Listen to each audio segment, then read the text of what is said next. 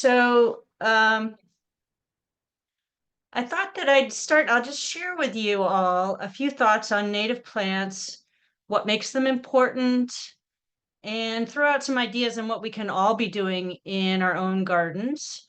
Some of you may already be doing them to help the environment and to help Roaring Brook Lake, which I'm guessing is a priority for all of you. I think there'll be plenty of time for discussion and Q&A, and I'm okay with, we can see how it goes. I'm okay with taking questions as we go along. Maybe Jonathan, you can just interrupt me if somebody wants to ask a question and we can take it. And if that seems like it's slowing us down too much, we can, we can start saving them to the end. But for now, let's just assume that if you want to ask a question, feel free to interrupt me. Sounds good. Okay. So first, a bit about me. I'm sitting in Bethesda, Maryland. That's where I live, a suburb of Washington, D.C., for those of you who don't know the area. I'm in a second career, actually, for 40 years. I was a political scientist. I am a political scientist. I worked in international development, supporting democracy activists in the former Soviet Union. And in 2021, 2023, a few things converged. The pandemic may have been part of it too, on the margins. But one, I was really feeling kind of burnout from my career, but I wasn't ready to retire. Two, I'm guessing some of you can relate to this. I was feeling just kind of despair about the state of the world, the pandemic, of course, but also the climate crisis and the biodiversity crisis, and feeling helpless about it.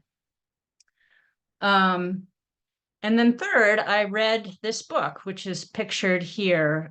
Some of you may have read it. It's Nature's Best Hope by Doug Tallamy, an entomologist at the University of Delaware. And Tallamy makes an argument that there is something very simple and enjoyable that we can all be doing right at home to address these crises. Not my burnout, but the crises of climate change and biodiversity. And indeed, I'd argue that it's something we all need to be doing. We have to be doing if we want our children and our grandchildren to inherit a livable planet. And that simple thing is planting native plants. Since I came from political science and international development, I didn't know that Doug Tallamy is kind of a celebrity. And I thought maybe I was one of the few people who had read his book. I didn't realize that he's a big deal. He's a rock star in the native plant world. But I didn't know that, like, how famous can a bug scientist be? So I found his phone number on a University of Delaware website, and I called him up, and lo and behold, he answered the phone. And I said, hey, I just read your book. I thought it was really great. I'm in a career switch, and I could really use some advice on how I might break into this world. And he said, among other things, he said, you should think about becoming a landscape designer, because there are a lot of people, more and more people want to switch to native plants, but many of them don't know what to do or how to do it. And there's going to be a huge demand for landscape designers. I quit my job. I started a certificate program in landscape design at Longwood Gardens in Pennsylvania. And to help me learn, I started a newsletter. It says my internet connection is unstable. I hope I'm still with you. I started a newsletter because I learn by writing. So the news.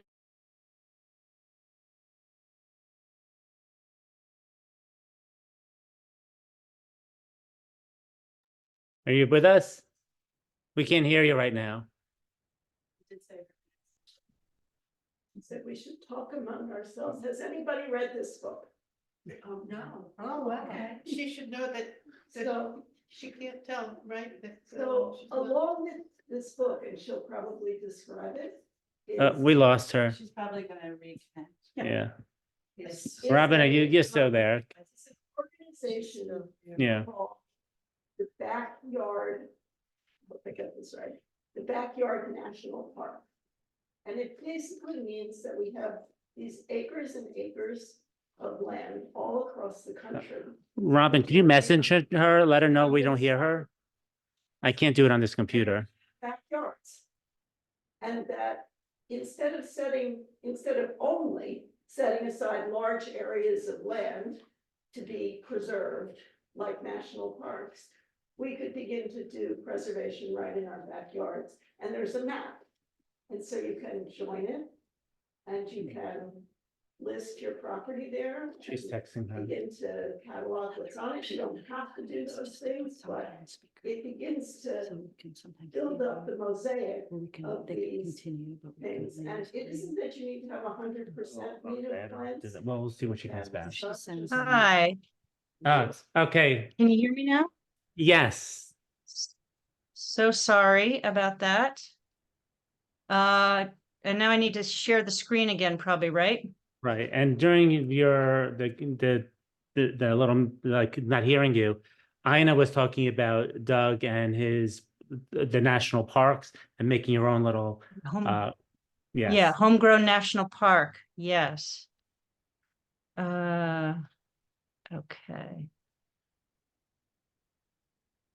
All right.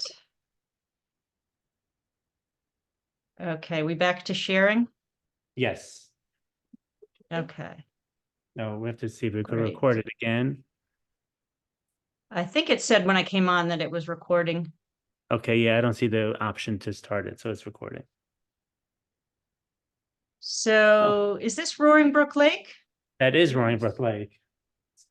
Good. Mhm. I found this picture. It just looks gorgeous. So just a little sort of capsule description of the Doug Tallamy perspective is that we as humans are wholly dependent on the services that Mother Nature provides.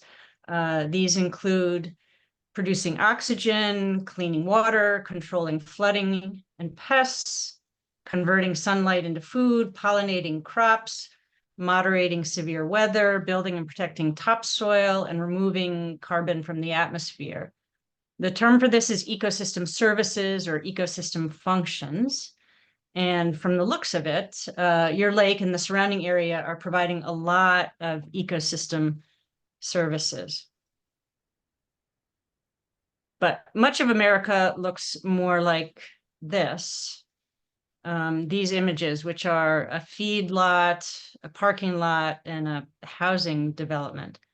These places are providing no ecosystem services. And so they're effectively borrowing the services from other neighboring areas, from you, basically. So this is okay, so long as there's more wilderness than development. But that, of course, is no longer the case here in the US and much of the world. In the US, development swallows over 2 million additional acres per year, which is the size of Yellowstone Park. Since 1985, where I live in the Chesapeake Bay watershed, we've been losing 100 acres of forest to development every day. And I'm guessing there are probably similar statistics in the Hudson Valley. More than 40 million acres of the US is now covered in turf grass or lawn. This is the most irrigated crop in the country. We put more water on our lawns than goes on corn or soybeans or wheat. And, you know, at least we can eat soybeans and wheat, but the grass isn't doing much for us.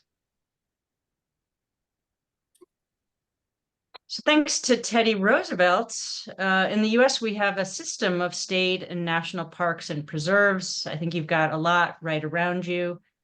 But unfortunately, these are too small and too disconnected to sustain ecosystems to the level that we need for our own survival. 83% of land in the US is in private hands. And east of the Mississippi, where we all are, that's number is 86%. So if conservation is going to happen, it's going to happen on private land. Now that includes farms and ranches and corporate property over which most of us don't have much control. But that also includes a lot of private homes and yards, and we do have control over that.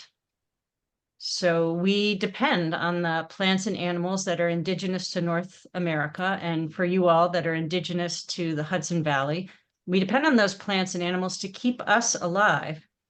And at this point, those plants and animals are begging us to keep them alive. And we can't leave this job up to the national park rangers and to the ecologists. We have to step up too. So you might be saying, yikes, but what can I do? So a quick biology refresher. All animals get their energy either directly from plants or by eating something that eats plants. And the group of animals most responsible for passing energy from plants to the animals that can't eat plants is insects. So that's why E.O. Wilson, the biologist, called insects the little things that run the world. They're critical components of healthy ecosystems. And so many animals depend on insects for food that removing them from the food web causes the food web to collapse. Now, here's the part that I didn't know. I don't think I learned it in my high school biology. And that is that plants really don't want to be eaten. So every plant species protects its leaves with its own cocktail of nasty chemicals. And with few exceptions, only insect species that have co-evolved with a specific plant have acquired the physiological adaptations to be able to digest those nasty chemicals. So they've specialized over time to eat only the plants sharing those particular chemicals. So when we present insects from New York, the insects that you have around you, with plants that evolved, in the Mediterranean, chances are the insects can't eat those plants. Now, monarch butterflies are the classic example, and you probably know this. Monarch butterflies can get nectar from a wide range of flowers. So you'll see them on all different flowers. But the caterpillars can eat only the leaves of milkweed plants. So if there are no milkweeds, the monarch butterflies won't lay their eggs and the population plummets. So there have to be milkweeds for monarchs. And there are millions of these kinds of associations in our food webs, where they're very specialized relationships between insects and plants and other animals as well, and plants.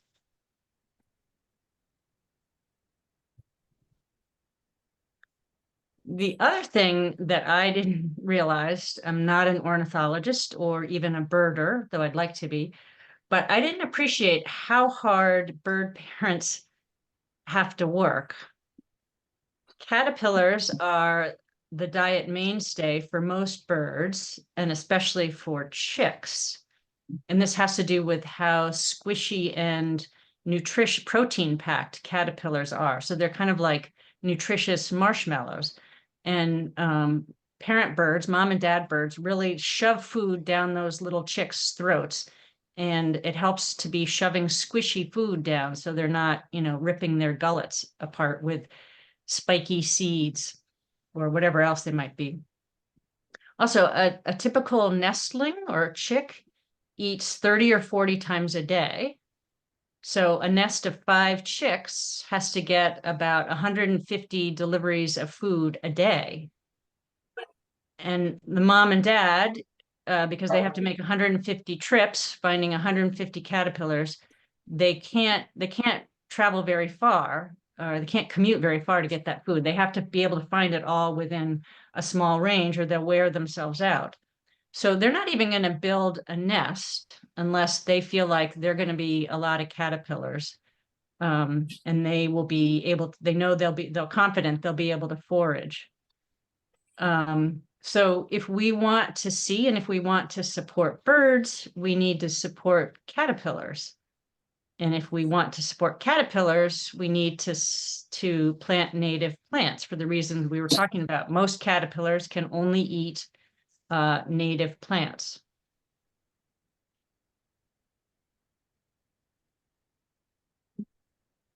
So I used to think that so long as I was planting something green, I was helping the environment. So I'd go to my local garden center. It's called American Plants, just down the road. Great place. I would buy pretty plants, whatever, looked good, whatever was blooming, whatever they were promoting. I'd stick them in the ground, and then I'd pat myself on the back for being a good environmental steward. But I have since realized that our garden centers prioritize exotic plants from Asia, Europe, and South America. There are a lot of reasons for this, and we can talk about that. None of them are particularly good, but they prioritize exotic plants over native plants. And so in my neighborhood, for example, you may see at least as many Causa dogwoods, which are from Japan, as native dogwoods. And the reason this matters is that native dogwoods support 117 species of moths and butterflies alone. Causa dogwoods support 0, no insects of any kind. And remember, it's insects that run the world. We need them. So, every time we choose to plant an exotic ornamental plant rather than a native species, we're losing the chance to support potentially hundreds of species of insects, including caterpillars, which are the most nutritious bird food available. And I think the native dogwood is at least as beautiful as the dogwood from Japan. And knowing that it does so much more good, to me, it seems like there's no contest now that I know the difference between them. And similarly, every time we lay down a turfgrass lawn, we're creating an ecosystem desert. And this is our culture, our sort of landscaping culture now is these vast green lawns with the crisscross pattern. But, wittingly or unwittingly, we're surrounding ourselves with ecological deadscapes. It's really very, very damaging. But there's a simple alternative. We could be cultivating rich, lush habitats that contribute to biodiversity and ecosystem functions rather than degrading them. So I'd encourage you to think about your yards as potential wildlife preserves or as mini national parks, like Ina was telling you about this initiative of homegrown national parks. There's no reason you can't have a little national park in your front or backyard that does a world of good for biodiversity. And another way to think about it is that we shouldn't just be landscaping, we should be bugscaping and birdscaping. So what does that mean in real life? So I'm going to give you sort of my top 10 suggestions on things we can all be doing in our own yards. And I'm happy I'll sort of run through them, but we can talk about any of them in more length if you'd like to later.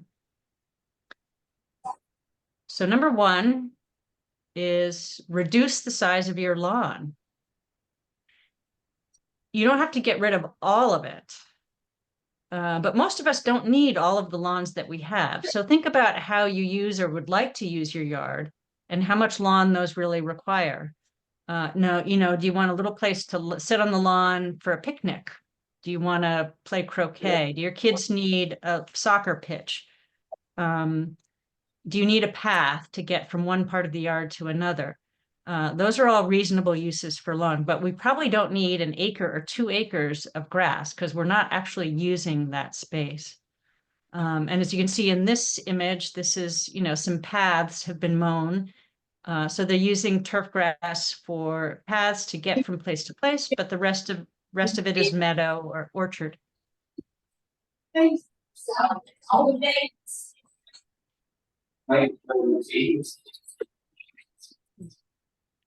I'm sorry, was there a question? No, there's no question. I'm not sure. I guess someone's not muted. Someone's on and not muted themselves. Is that Lynn? It could be. Lynn, could you mute yourself if you're on?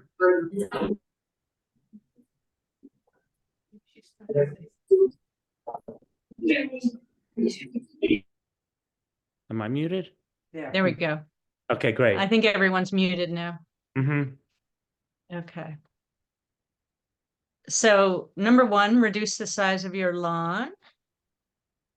Number two, along with reducing your grass, you can replace your non-natives with native plants. In my yard, I had a lot of non-natives, working on getting rid of them all. Some of them included liriope, hostas, English ivy, privet, daylilies, periwinkle, and crepe myrtle. I don't know if you guys have crepe myrtles that far north, but they're all over the Yeah, we place here. don't. Yeah, no, they are. Yeah, no crepe myrtles this far north. Okay, just as well. Yeah. But think instead about native lupin, blueberries, goldenrod, and oak trees, to name just a few. Native dogwoods instead of cowslip dogwoods. Now, the number three is to prioritize keystone species of native plants. So natives are almost always better than non-natives for ecological purposes. But among natives, there's sort of a hierarchy of virtue in terms of how supportive they are of native wildlife. So there's a concept of keystone species, which are native plants that are crucial to the food web and ecosystem because they support so many other plants, animals, and insects throughout their life cycles. So what I'm showing you here is the landing page of the National Wildlife Foundation's Native Plant Finder, which is at nativeplantfinder.nwf.org. You can go there, and in the upper right, you'll see you can put in your zip code, 10579. Is that your zip code? Yes. Yeah, okay, so I put it in.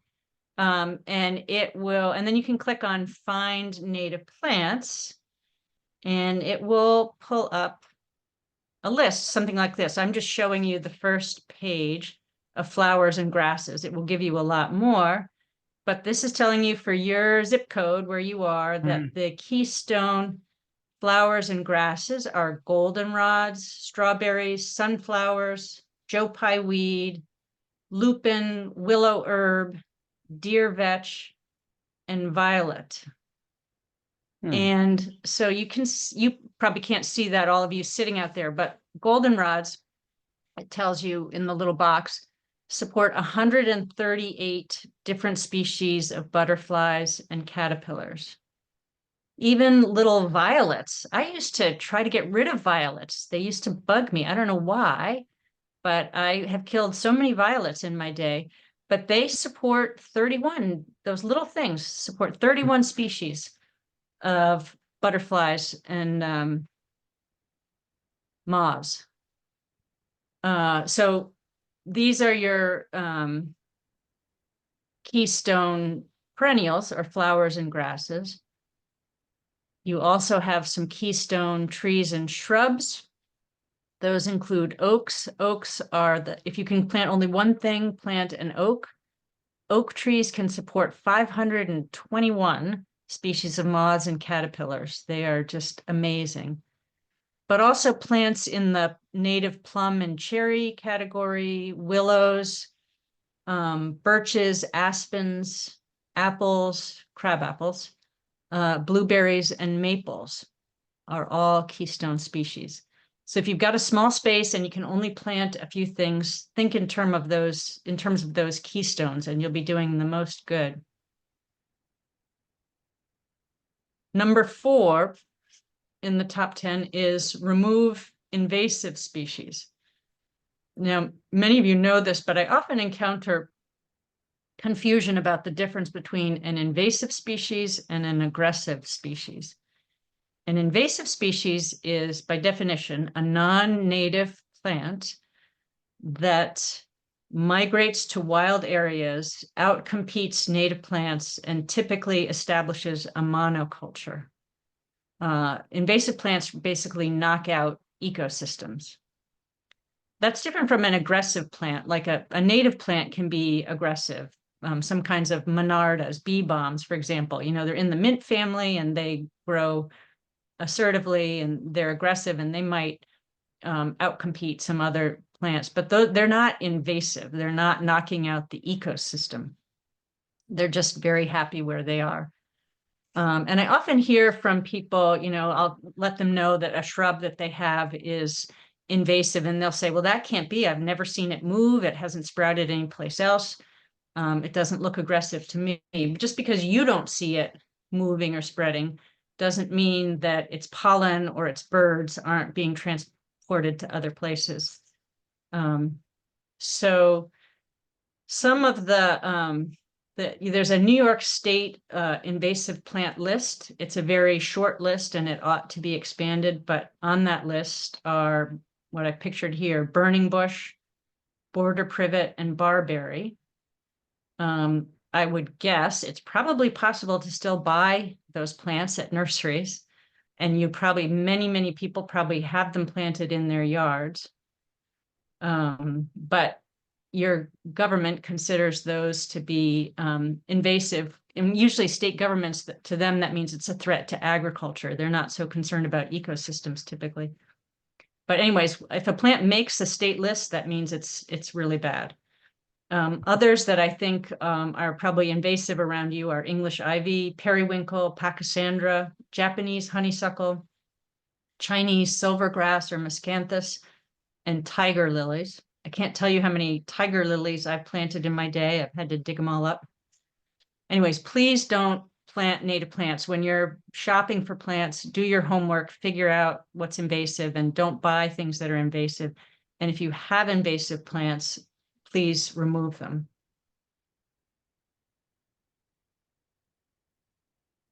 Five on the list is replace your mulch, pine bark or wood bark, with green mulch. So the purpose of mulch is to help retain moisture and prevent weeds and buffer roots from the sun. And perhaps there's a place for it in a new garden that's getting established or has heavy foot traffic. But somehow we've made mulch to be like a landscape feature. And, we've all probably seen gardens where there's more mulch than planting. And I don't quite know how that happened, how that was foisted on us. Mulch gets very expensive. It's hard work putting it down if you're doing it yourself. It's not great for the soil. If overdone, it can kill plants and kill trees. We see that all the time, and it can bury the nests of insects who burrow in the ground, like native bees.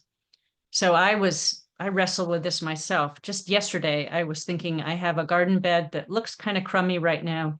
And I was thinking, if I just put down some mulch, it would look a lot better. It would look neater. And then I happened to go out and look at the garden, and I saw some native bees hovering around. And I realized if I put down mulch, I'm going to bury their nests and wipe out those native bees. So I'm not going to do it. And I'm going to live with the very minor discomfort of not having it look aesthetically as, quite the way I would like it to look. And as a substitute, you can put in low growing or medium growing or even high growing perennial plants as ground covers, and they can provide all the benefits of bark mulch or pine bark mulch. They retain moisture, they prevent weeds, they protect from the sun, but without any of the downsides, and they have the added benefit of providing habitat and food and pollen for your ecosystem. So it's a win-win-win. Number 7 is provide places for insects to nest and overwinter. So when leaves fall from your trees, leave them, let them stay where they are. When your perennials die back, go dormant in the winter, leave the stems up, leave the stalks and the seed heads. Many bugs and other wildlife overwinter in the leaf litter and rely on plant stalks and seed heads for food and for nesting materials, for habitat and hiding places over the winter.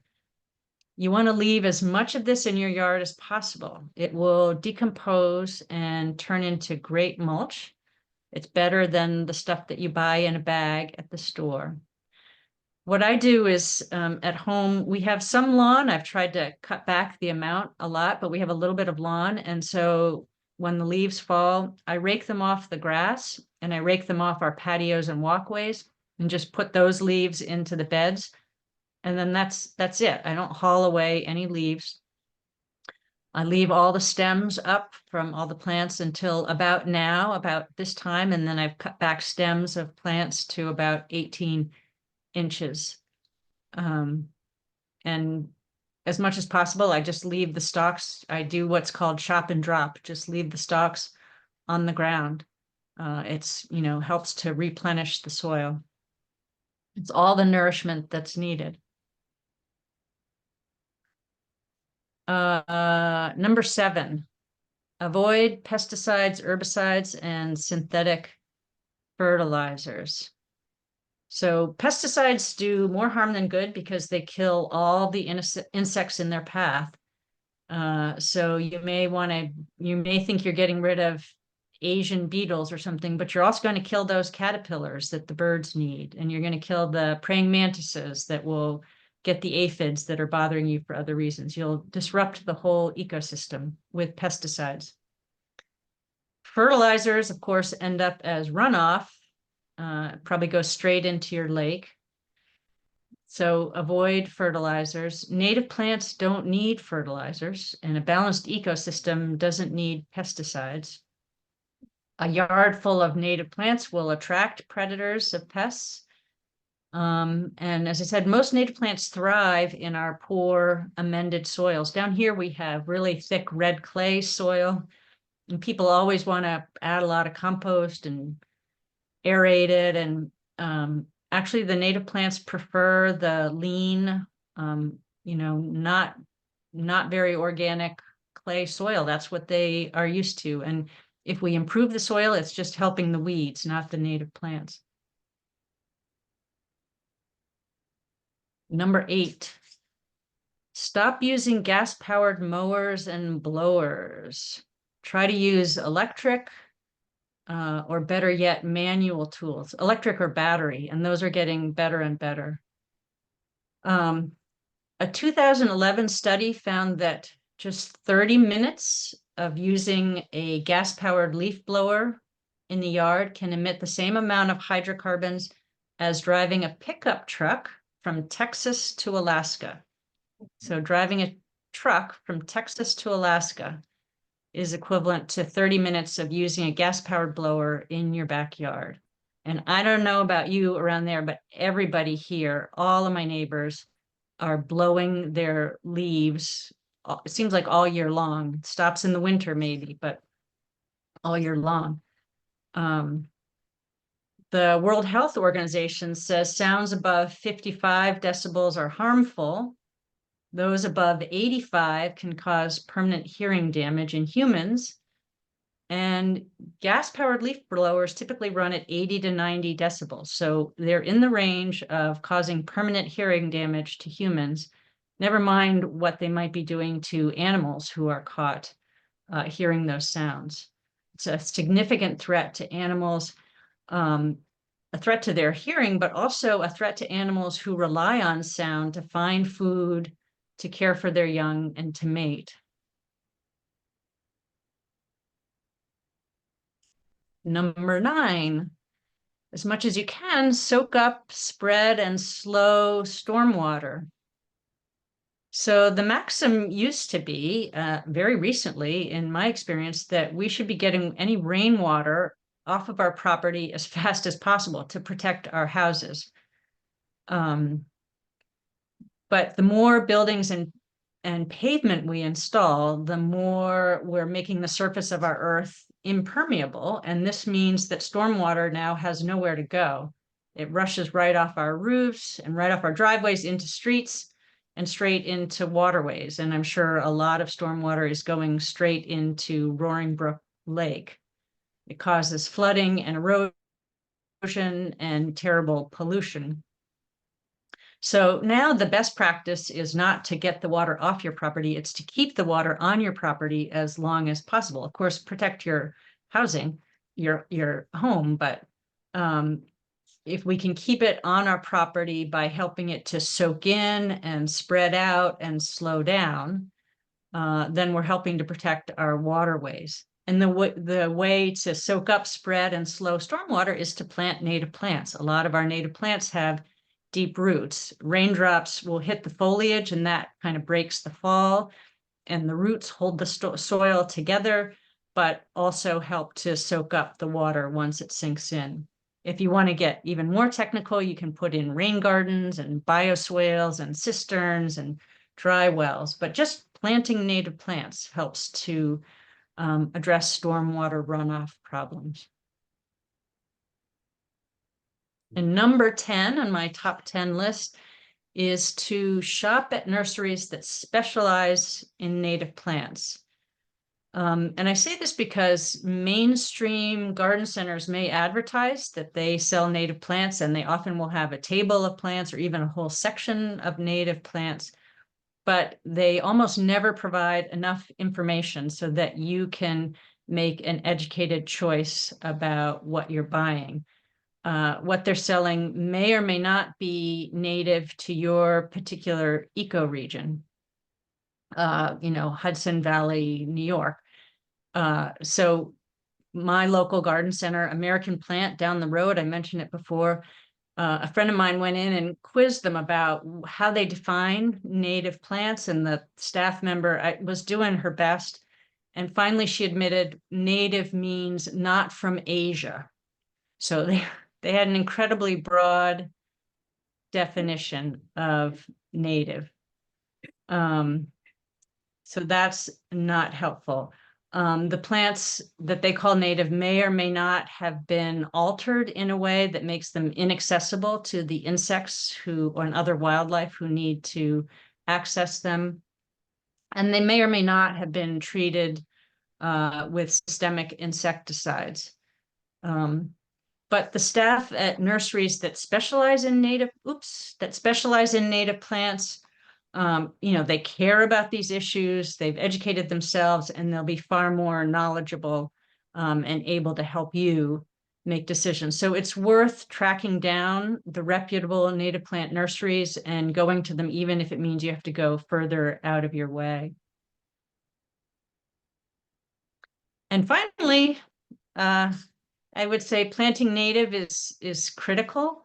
It's something I think we all need to be doing, but it's also inherently beautiful and rewarding. So I would encourage you, if you're not already, to explore, start small if you need to, but just have fun with native plants because they're wonderful and they will bring a world of wildlife into your yard. So I'd be happy to take questions or hear about your own gardening adventures.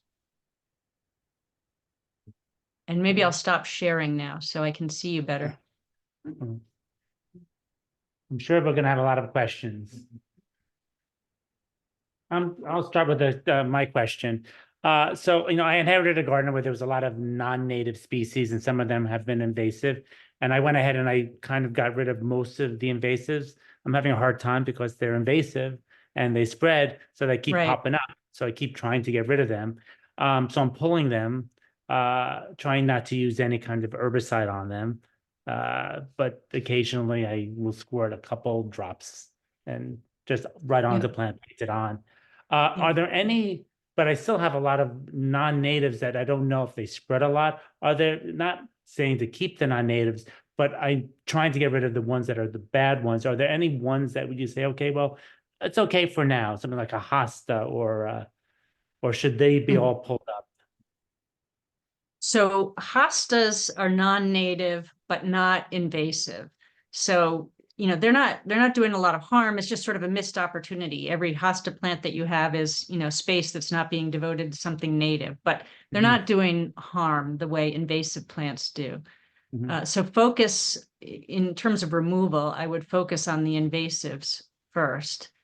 Things like English ivy, privet, burning bush, barberry, daylilies. Right, the daylilies are tiger lilies, not all daylilies, but tiger lilies. I have like Stelladoro daylilies, But I got rid of all the Those tigers, are fine. right? Yeah. The Stella d'Oro are fine, and I think those are probably sterile. They're probably, Yes. I think they're probably fine. And recently I've been Not noticing native, so it's not the, best. Yeah. oh, go ahead. No, go ahead. No. I know they're not native Are and they there are, other, are there other invasive plants that others in the group are particularly struggling with? Oriental bittersweet. Oriental bittersweet, Yep, goutweed. How about Pachysandras? goutweed. Yeah, It's a nightmare. Yeah, Pachysandra. It's everywhere. Pachysandra, yeah. How about Yeah. myrtle? Yeah, crepe myrtle. That with Yeah. little purple flowers? Yeah, myrtle. That's Crepe invasive. myrtle's, it's not invasive. It's just Oh. useless, Oh, no, not crepe but myrtle. it's not the invasive. but the little myrtles, the periwinkle. Oh, periwinkle, Yeah. that Yeah. is invasive. Yeah, That's invasive? Yes. those are invasive. Oh, yeah. Right. Yeah. So like if you're pulling up your vinca, should you instead then plant the violets in the same spot? It's a perfect substitution. Yeah, because violets have that same lovely blue flower, Mhm. but are so much more valuable. Right. All right. And I've been going on, like I use some of the mail order ones because we don't have too many native nurseries in the area. But I use, I guess Prairie Moon. Are there other like Yep. native nurseries that are good online nurseries? You know, one that I really like, so for seeds, a very good source is Ernst Seeds, ERNST.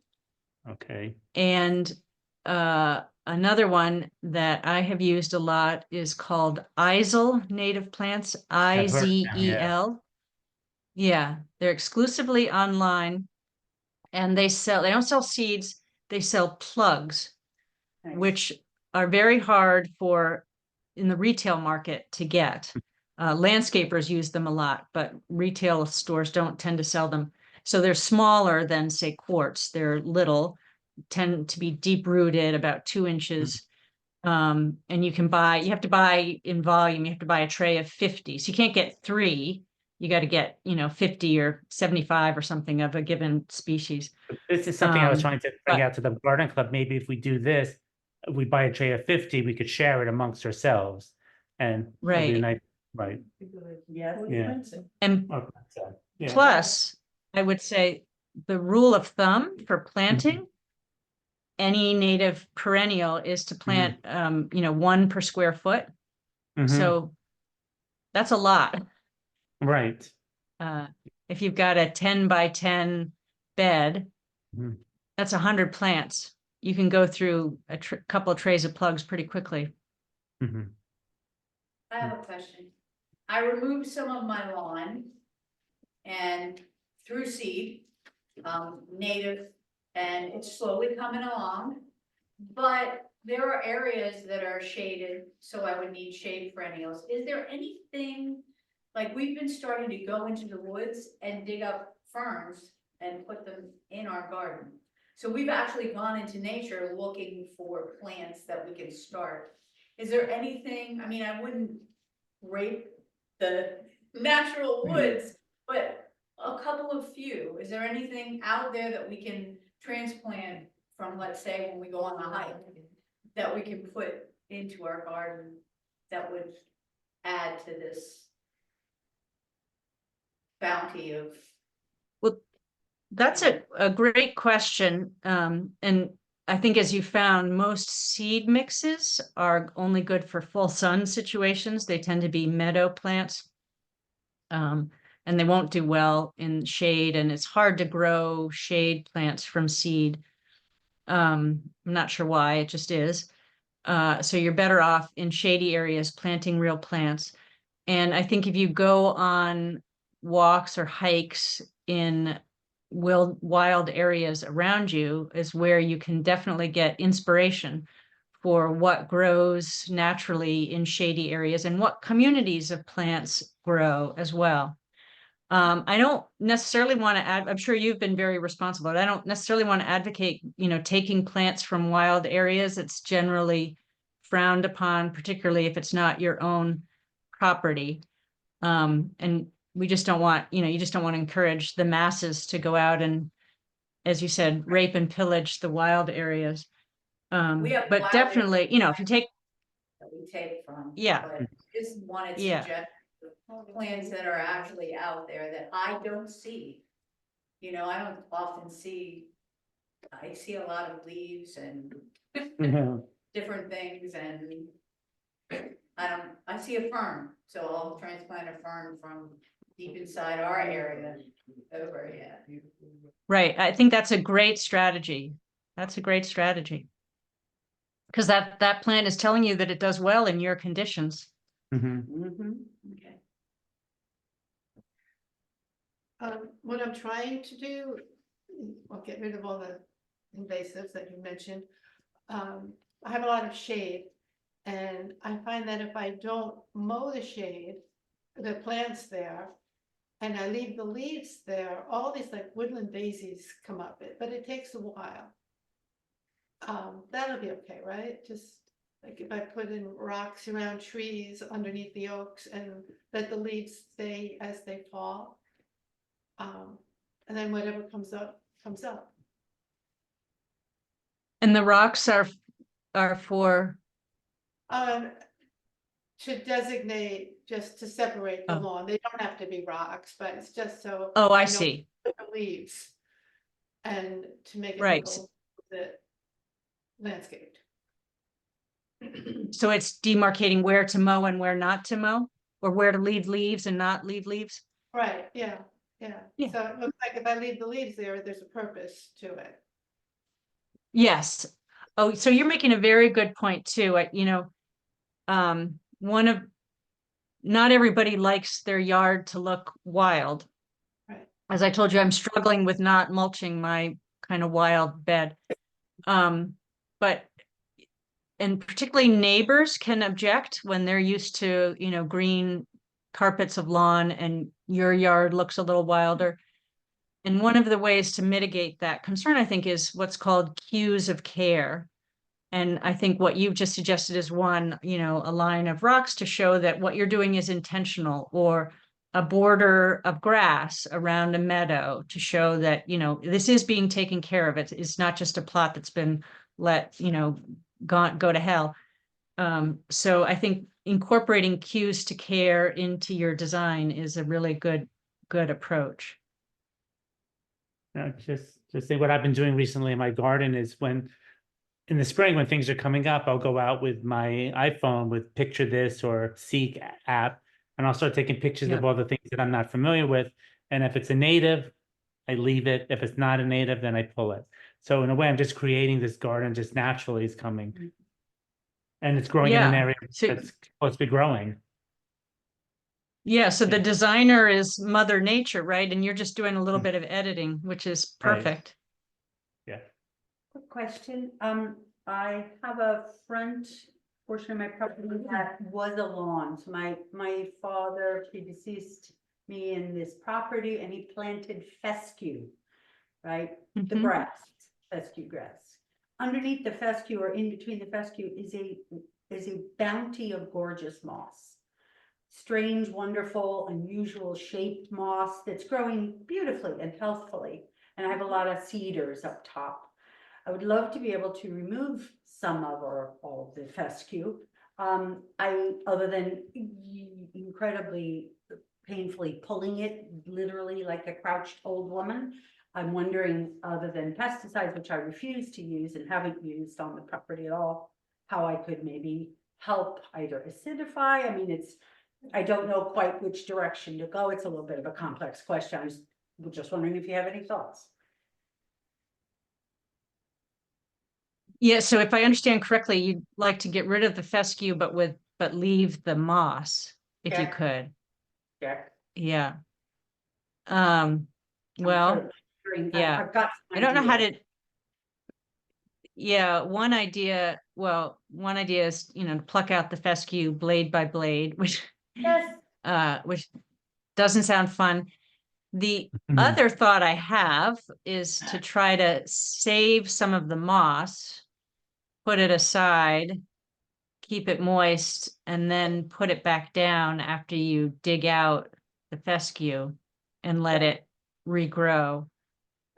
There's a possibility to that. I'm actually looking as to ways how to acidify maybe the fescue, not the moss. I've had some thoughts on The it. moss will like the acidity. Good, Yeah, love it'll it. grow better. if you put the Yay, acidity that, on there. and there's, I got some suggestions from a friend, take buttermilk. Literally buttermilk, test a patch, and fescue hates acidity, so I'm gonna give it a try. I just thought perhaps, and it's also, I have a lot of leaf mulch that comes on top, so the boss Yeah. has loved the leaf mulch, and I've been leaving it wild and looking like hell for almost 2 years now, and I'm ready to start helping the land exactly in the ways that you've suggested, so that's. Yeah, the buttermilk is an interesting suggestion because I've also heard, maybe some of you have, that if you want, if you want to get moss on your terracotta pots or on your stone wall or something, to find some moss in your yard elsewhere, put it in a blender with buttermilk or with yogurt, blend it up, and then, pat that around your terracotta pot or on your lawn or where, not You can actually your lawn, spray your it stone with wall. that. Yep, it's the Yeah. weird smoothie you don't want. So yeah, I think the moss will thrive, and maybe you're right, maybe the fescue will hate it. So worth a try. Be interested to hear what happens. I know, I'm gonna start a Mhm. culture. Thank Yeah. you. Right. Jackie, yeah. Hi, do you recommend vinegar for areas that have, weeds? Do you recommend vinegar for areas that have weeds, as in like an herbicide? Yeah. I think it's better maybe than some synthetic herbicides. And I have tried vinegar myself, like in the cracks in a patio when I have weeds coming in and I can't dig the weeds out very easily. I've tried using vinegar and it does, yeah, it does work. I think it's very harsh vinegar. So it will kill anything it contacts. So you just want to be careful with it. I wouldn't, I would use it for spot applications, and not to broadcast, obviously, because you'll kill everything that it touches. I have a lot of poison ivy. No. So I'm highly allergic to poison ivy and I hate the stuff, but I will quote what Doug Tallamy has said, which is poison ivy is a wonderful native plant. It supports all kinds of wildlife and you can run faster than it. So there you go. Yeah. I have Good to know. I have a lot of problem with wisteria being invasive. Yeah. Yep. So, Wisteria? Chinese. Yeah. Chinese hysteria. Yep. Pontiac, Wisteria's, yeah. Pontiac Around is everything. very Mhm. contaminated, infested with wisteria. Is it on an arbor or has it gotten into wild areas? Wild area. Wild areas.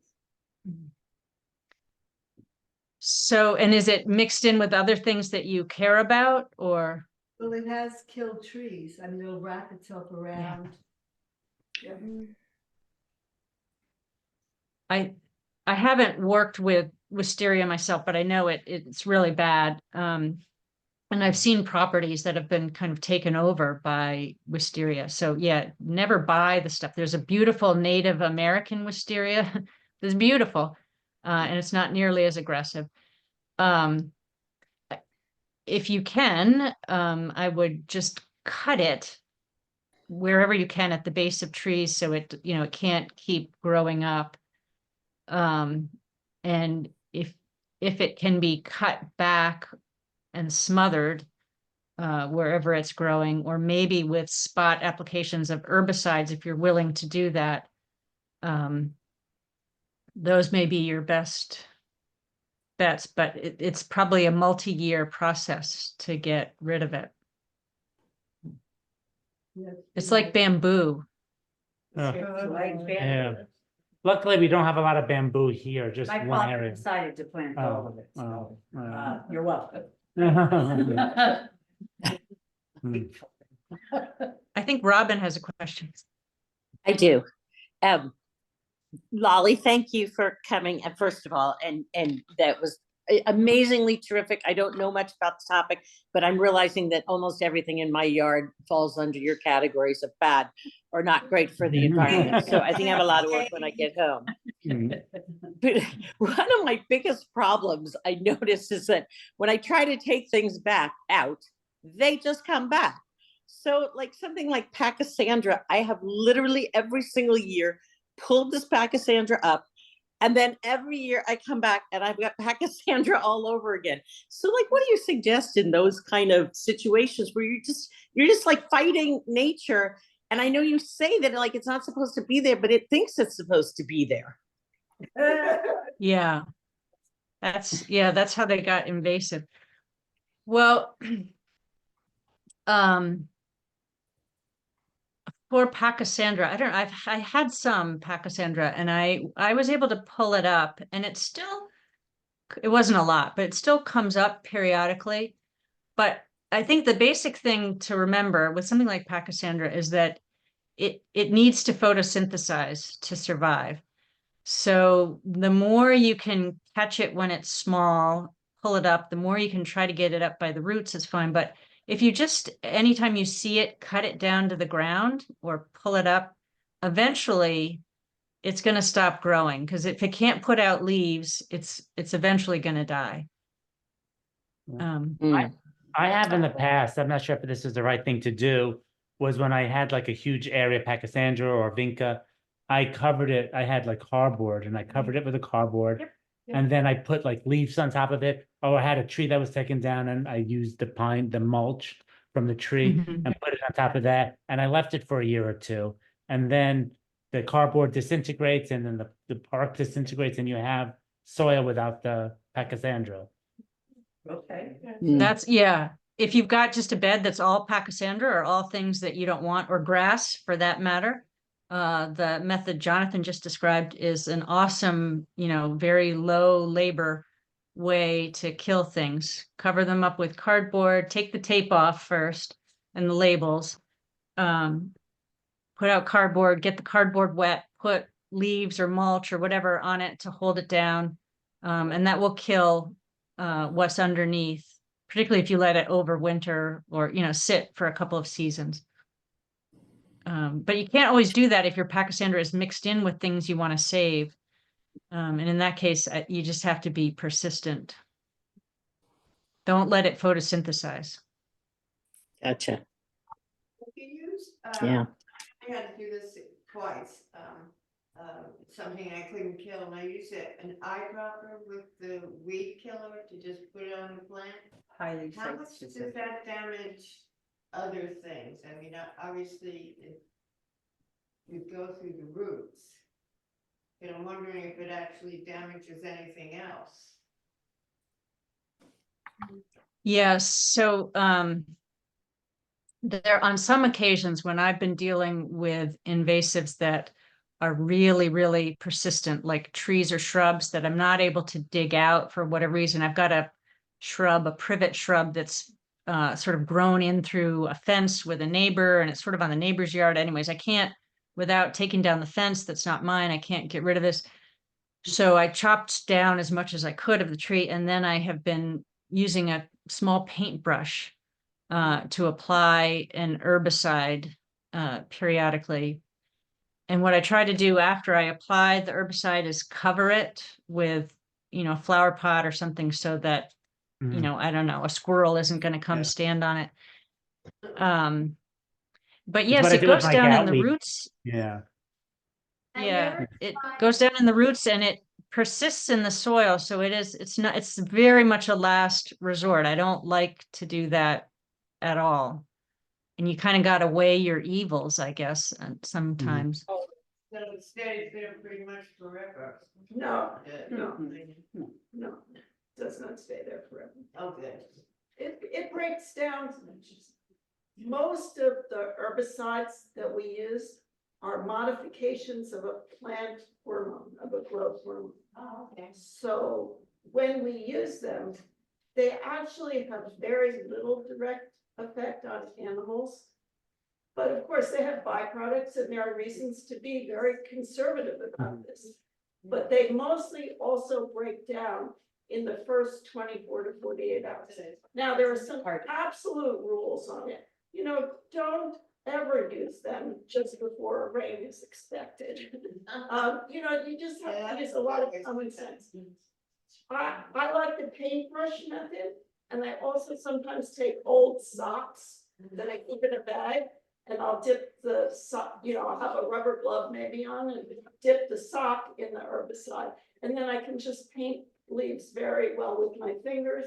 And if I'm doing a bush or an oriental bittersweet, which are very, very difficult, by the way. I love them. If you cut the shrub, the burning bush or the oriental bittersweet, and then use that sock with the, just I just have a lot of on the stuff. But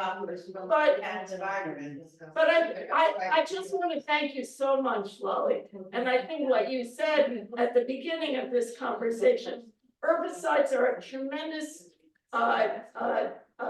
point of contention, and people should do what they're comfortable with. But above all, weigh the benefits and the risks and use it for something that is really difficult, really invasive, and can't be handled another way. Don't use it for Right. something. Wow. Yeah, exactly. I know. Quick question. Yeah, last resort.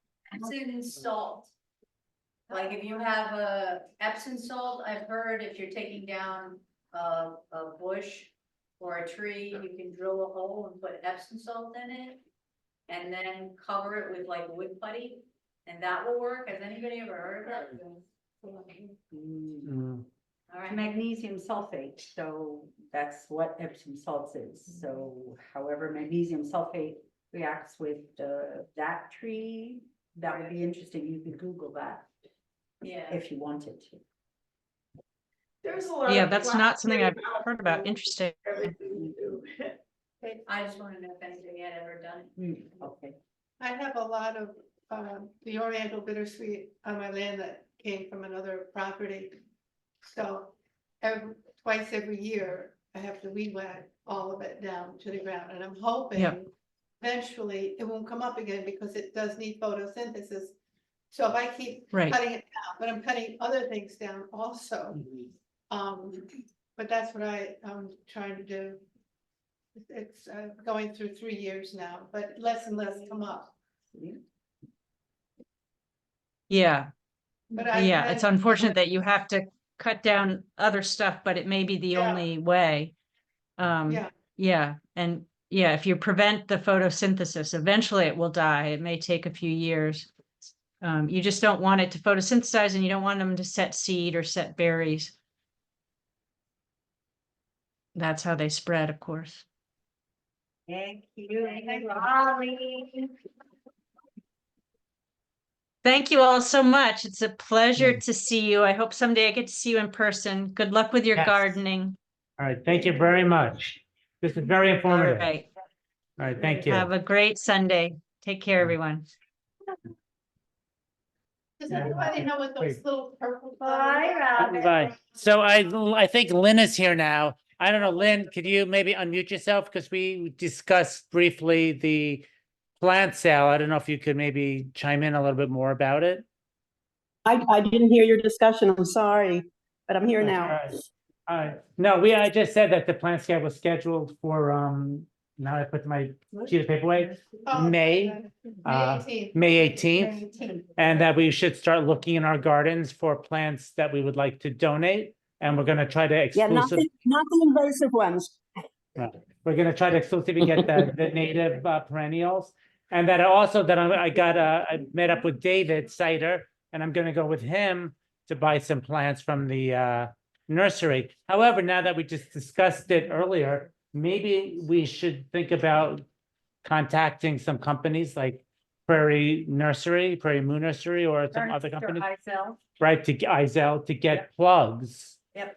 So I'm not Right. sure if that's a project you think we should take on. I think that's a great idea, and I would add one other nursery to the list, which is Amanda's Garden. I don't know if Amanda's you've Garden, I know ever, that one too. Yeah, I know that one. they're yeah. fantastic, fantastic. And the prices are reasonable. So I would Mhm. add that. Yeah, Great. a lot of the, let me just say that a lot of the native plants that David Sider gets are hybridized. They Right. are, meant for commercial markets. And so they're not really gonna serve the same purposes as the true species natives.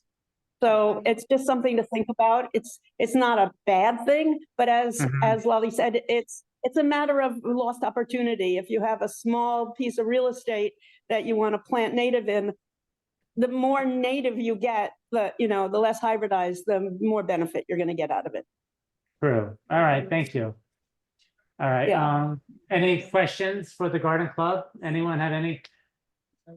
John, can I Yeah. just make, Oh, Lynn, yeah. Go yeah, I ahead, just Lynn. want to make a comment about the use of vinegar as an herbicide. What, the vinegar like that you buy, Heinz white vinegar, is only going to be very temporary. It's only going to kill the very top of the plant. It's not really going to do what you want it to do. In order to use vinegar, you need to use a very special horticultural vinegar, which is extremely strong and equally as detrimental to the environment as any synthetic herbicide. So I just caution you about the use of vinegar. It's much better to mow low or weed whack, or pull, in fact, than to use vinegar thinking that you're really eradicating an invasive plant. That's just my comment about using vinegar. Thanks, Lynn. Can I say a big thank you to Robin? Yes. Invited Molly to speak to us, and thank you so much, Robin. This was such a success. Yes. Yes. Yeah. Yeah, Lolly's really, I didn't know she had that whole other career in political science. I just know her from college. And so she's just a friend, but yeah, if y'all are interested, that newsletter she sends out, I know a couple of us get it, and it's always amusing and interesting, and it's about 1 page long, and it's free, and it's just fun to get in your inbox. And I feel like we're all her stewards now out in the world making our own little park. So that was fun for everybody, hopefully. Yes. Thanks, Rob. If anybody needs a bathroom, I'm having some issues down here, so there is one at the top of the stairs that works. If somebody can't do stairs, see me, and I will direct you to another option. All right. Thank you. Sorry. So the coffee is right now being perked. We were a little slow in starting it. So if you could chat and then we could grab some coffee. Thank you, Robin. Thank you all for coming. Thank you, Sarah. John, thank you. Yeah. Yeah, please, let me finish. Can you just give me a little help here? Yeah, sorry. So I'm gonna end this, right? Yes. You can end me. Yep.